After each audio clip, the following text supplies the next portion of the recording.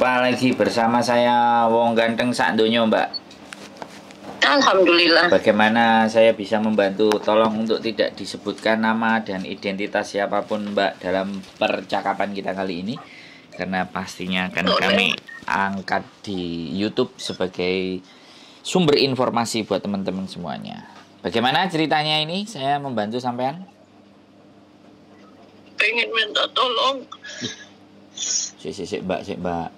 Kok coba gimana ini? Waduh, aku kok langsung Aku telepon Mbak Yuni berkali-kali tapi nggak diangkat. Iya. Udah nggak apa-apa. Sekarang telepon saya, bagaimana ini ceritanya? Masanya bisa minta tolong nggak? Nggak, sampean ngomong dulu. Masalahnya itu bagaimana? Ceritanya seperti apa dulu? Baru kita cari solusinya bagaimana. Mana?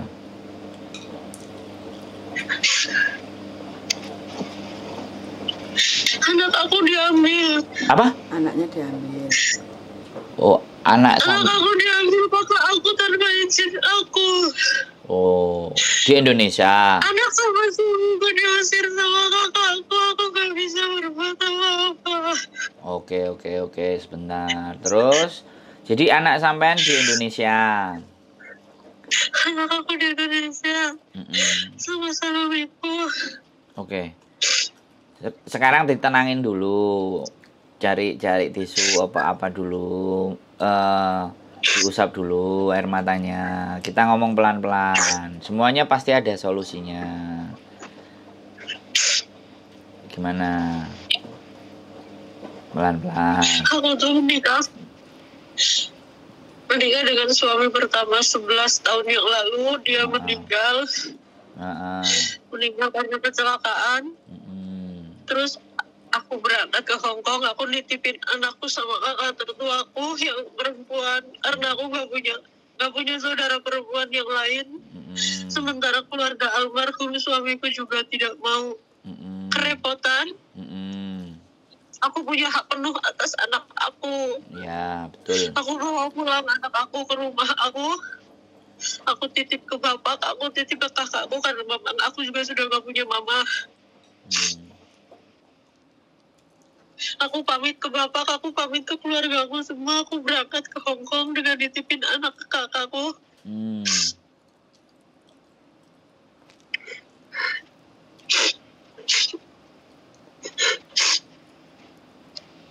Ternyata aku nitipin anakku pada orang yang salah.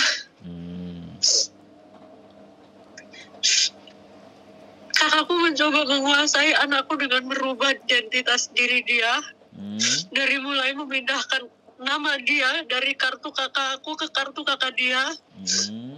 Ternyata tidak bisa ditolak sama Disduk Capil karena tidak sesuai dengan nama orang tua aslinya. Anak aku dengan akte lahir nama aku sebagai ibu kandungnya dan ayahnya adalah yang sudah meninggal. Kakakku tidak bisa memindahkan nama anakku ke kartu kakakku. Aku berpikir aku masih bisa nyelamatin anakku. Bapakku memproses kakak aku melalui sidang keluarga bahwa dia tidak boleh menguasai anakku sepenuhnya sekalipun dia merawat anak aku dari lahir. Karena aku meninggalkan anak aku usia 1 tahun. Anak aku ditinggal gak mengenal sosok seorang ayah itu dari dia lahir umur 2 bulan. Dia menganggap suami dia adalah ayah dari anak aku. Diomongin pelan-pelan sama bapakku, diomongin pelan-pelan sama kakak-kakakku. Aku pikir dia berubah karena dia mengiyakan semua nasihat keluargaku. 11 tahun aku merantau di sini. 2 kali gagal majikan. Aku bertahan gak mau pulang. Meskipun iya seharusnya aku pulang mungkin ya. Kalau aku pulang mungkin gak akan kayak gini kejadiannya. Tapi demi Allah, karena aku gak mau merepotkan bapak. Bapak udah terlalu sepuh. Bapak kan terlalu suka aku mau ngerepotin bapak, makanya aku bertahan di sini sampai aku ketemu dengan majikan yang sekarang yang alhamdulillah kayak malaikat. Segala kebutuhan anak aku dicukupi dengan baik sama majikan aku. Aku bisa pulang tiap tahun cuti.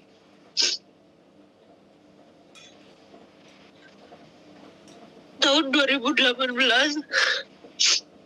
aku dijodohin sama temanku, kakaknya temanku, TKW juga di sini.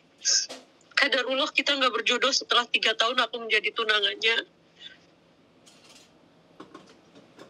Alasannya karena katanya kita nggak selevel dengan keluarga mereka. Sampai akhirnya kakakku bilang, jangan pernah mikir untuk menikah dan jangan pernah mikir kamu untuk pulang. Carilah uang di situ, mau selamanya seumur hidup juga aku nggak masalah ngurus anakmu di sini. Akhirnya aku 4 tahun nggak pulang, Mas. Dari 2019 tiba-tiba bapak stroke, gagal jantung. Aku izin sama majikan, aku pulang. Aku dikasih waktu pulang 1 minggu. Aku ketemu sama bapak. Aku bilang, bapak, apa yang bapak mau dari aku? Aku gak kepengen kehilangan bapak, tapi bapak masih punya keinginan ke aku. Terus bapak ngomong sama aku, bapak pengen mati, tapi kamu harus bisa bawa anak kamu dulu keluar dari tangan kakak kamu. Kamu harus menikah dulu biar bapak matinya tenang. Karena rumah lagi, Mas. Gusti Allah itu adil. Gusti Allah itu sayang sama umatnya. Aku dipertemukan lagi sama lelaki yang dimana dia mau buat komitmen dengan aku. Tunggu aku pulang di 2022. Aku pulang 2022 kemarin di hadapan bapak, di setengah badan bapak yang sudah mati, yang sudah lumpuh, yang sudah tidak bisa bergerak sama sekali dengan terbata-bata. Bapak meminta lelaki itu yang sudah selama 10 bulan pendekatan dengan bapak. Akhirnya bapak menikahkan aku. Bapak meminta aku untuk menjadi hak warisnya bapak, menempati rumah peninggalan almarhumah papa. Dengan alasan karena selama 6 tahun aku kerja di majikannya, sekarang aku bisa memperbaiki rumah dari yang rumah separuh gede sampai akhirnya sekarang keramikan total. Hanya itu alasan bapak memberikan rumah ke aku, karena semua jerih payahku. Aku menikah tanpa ada satu keluarga pun, hanya ada bapak dan keluarga suamiku. Bapak meminta aku membawa pulang anakku. Aku bawa pulang anakku. Hidup dengan suamiku selama 17 hari aku di rumah. Aku balik lagi ke sini. Baru 4 bulan suami aku di rumah ngurus anakku. Hidup sama kakakku, hidup sama 2 orang anak dari suamiku yang baru. 1 minggu yang lalu, nggak tahu setan apa yang merasuki otaknya kakakku, tiba-tiba anakku dibawa minggat. Suamiku sama 2 orang anaknya diusir.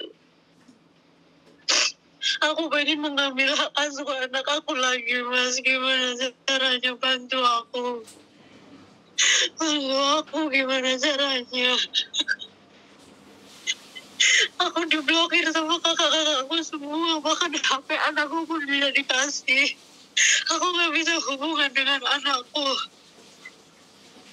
Aku pengen ngambil anakku, Mas.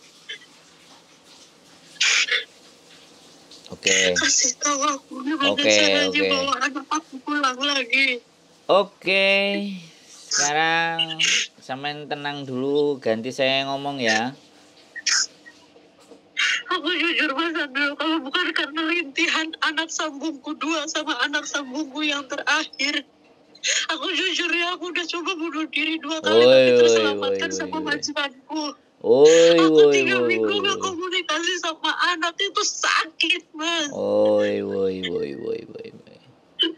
Sampean masih mau cerita lagi apa ganti saya ngomong? Aku cuma minta tolong itu, Mas. Gimana caranya ngambil anak aku? Harus melalui apa? Sederhana. Gampang itu ya.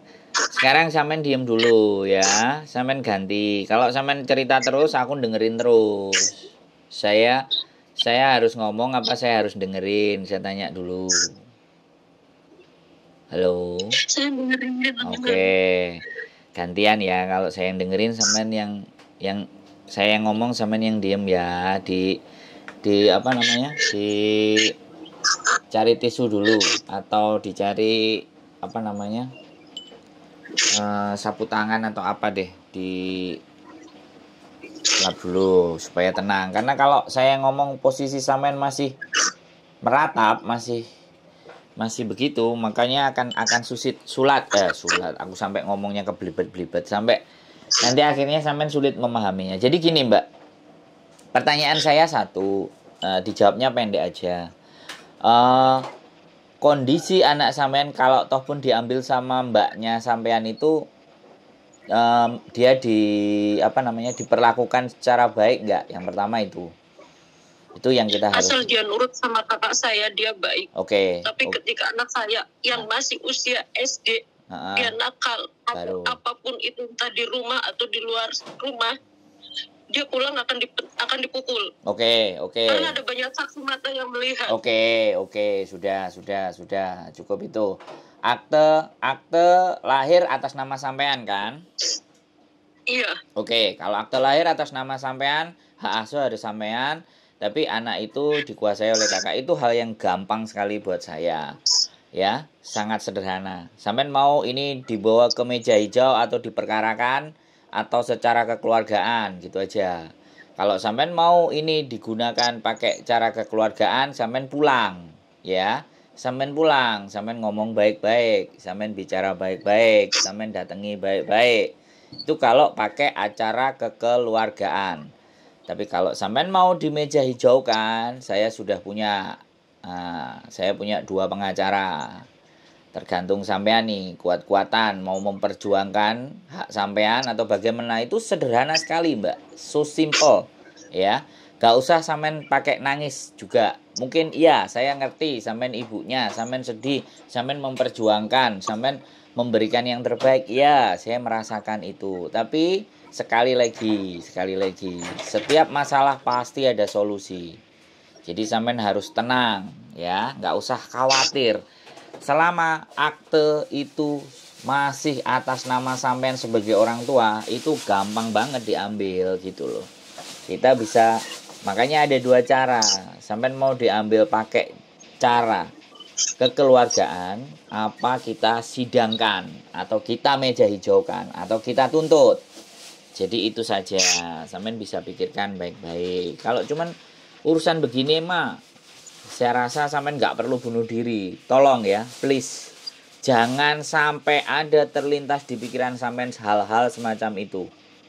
Ya, kalau sampai sampean terpikir dengan cara yang seperti itu, wah, berat, kacau. Sampean harus ngopi-ngopi sama saya, harus makan-makan, harus healing.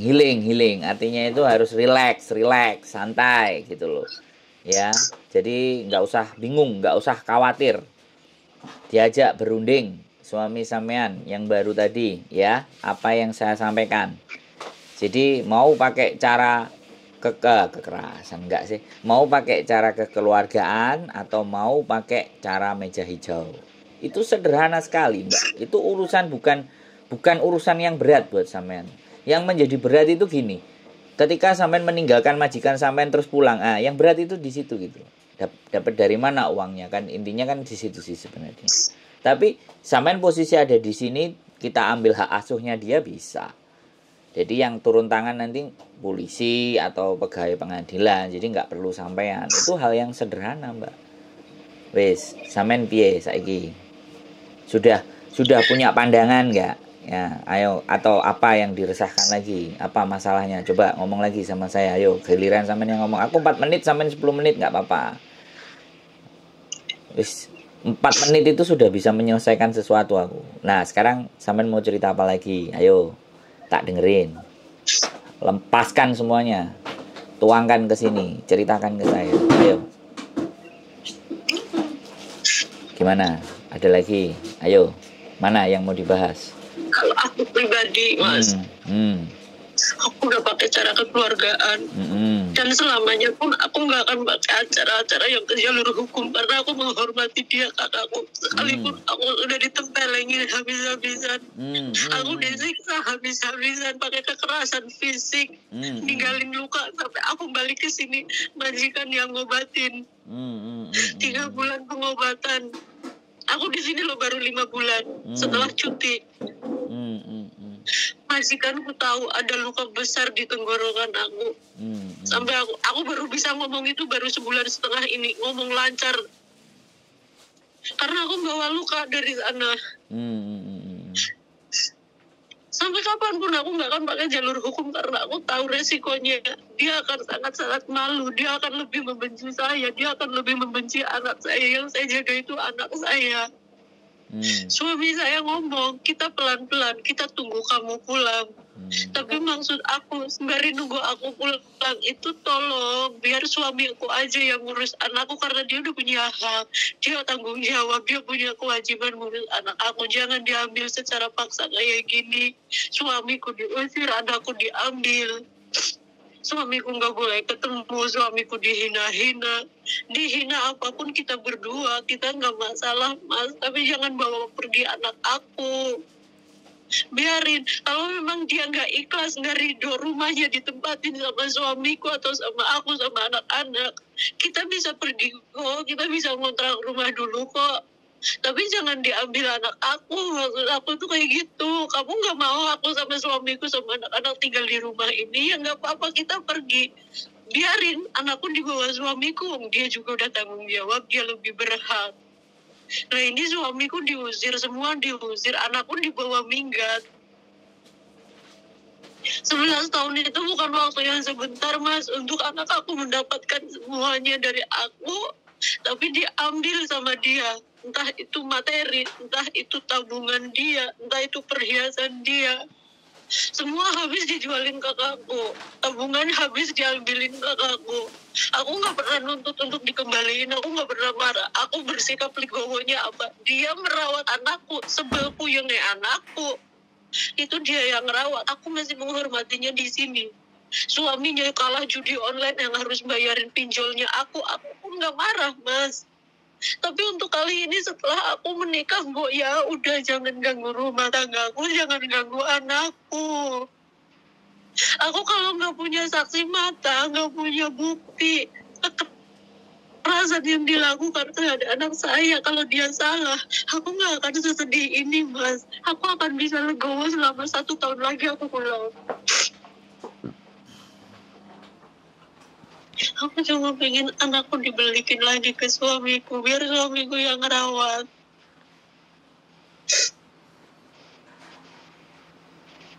Aku cuma kepikirannya itu, 11 tahun dia hidup dengan kakakku.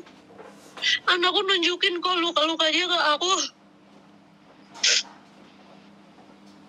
Anakku teleponan sama aku, kalau habis tutup telepon dia dicaci maki. Dasar anak yatim gak tahu diri, diurus enak-enak di sini. Kamu ngadu-ngadu sama mamamu, dipukul lah dia. Kan kasihan, Mas. Udah mah anak yatim, rindu kasih sayang orang tua, sama dia disiksa. Apa yang bisa terima? Aku gak terima, Mas.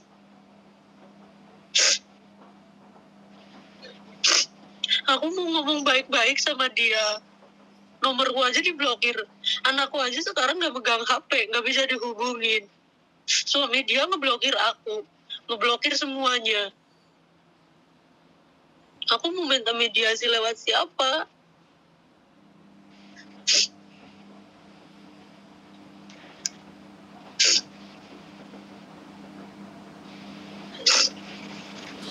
Udah, Mbak. Udah. Sampean bilang sama saya nggak mau pakai jalur hukum, ya sampean pulang.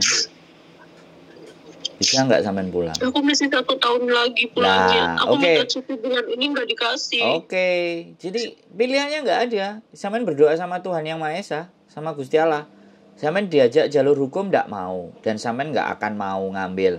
Sekarang sampean disuruh pulang untuk ngambil sendiri, untuk ngobrol sendiri sama kakaknya, sampean nggak bisa. Terus saya bisanya bagaimana, Mbak? Sampean berdoa saja sama Tuhan. Kalau sampean cuma nangis-nangis dan ngomong dan dikasih saran, nggak mau, nggak bisa. Pakai cara apa lagi kita? Pakai kami tua, pakai kepala desa, ya silahkan. Kalau memang sampean mediasinya pakai pamong desa yang ada di situ, nggak apa-apa. Suami sampean yang minta tolong ke Pak RT, Pak RW, Pak Lurah, minta tolong untuk anak ini diambil, gitu loh. Tapi kalau begitu keluarga nggak dengerin sekarang dengerin saya ngomong, Mbak. Sampean boleh nangis, sampean boleh sedih. Tapi saya tidak akan larut dengan apa yang sampean ceritakan. Yang saya pikirkan adalah bagaimana caranya. Jadi saya tidak berfokus pada rasa sedih sampean. Bukan saya tidak berempati loh ya. Sampean tadi tanya ke saya ngomong bagaimana caranya, kan begitu toh. Bener nggak? Saya tidak akan mencampurkan rasa sedih itu, Mbak. Karena saya hanya fokus bagaimana sampean mendapat solusi itu. Karena kalau solusi itu tidak sampean dapatkan dan sampean tidak dapat lakukan itu, sampean semakin tertekan. Nah, ini yang akan bahaya. Makanya saya mencoba menarik sampean dari lubang kesedihan yang sampean rasakan. Bisa dipahami nggak? Saya ngomong agak kenceng karena sekali saya ngomong sampean bales lagi. Sekali ngomong mau nggak bisa. Jadi sampean solusinya adalah pulang. Kalau nggak mau diselesaikan jalur hukum, sampean sendiri yang ngambil dia. Kalau sampean nggak bisa dan merasa masih 1 tahun lagi, sampean nggak enak sama majikan keterikatan kontrak, ya sudah, suami sampean suruh datengin pamong untuk nasehatin kakak sampean. Karena nggak bisa berhubungan langsung kan, ya kasih uang saku pamong itu dimintain tolong baik-baik, mereka pun pasti tidak akan keberatan. Itu kita coba sambil sampean berdoa kepada Yang Maha membolak-balikkan hati kakak sampean supaya dengan sendirinya. Dan ingat ya, tidak ada pakai cara dukun-dukun ya. Ini caranya harus seperti itu, pelan-pelan. Kan sampean tadi bilang mediasi.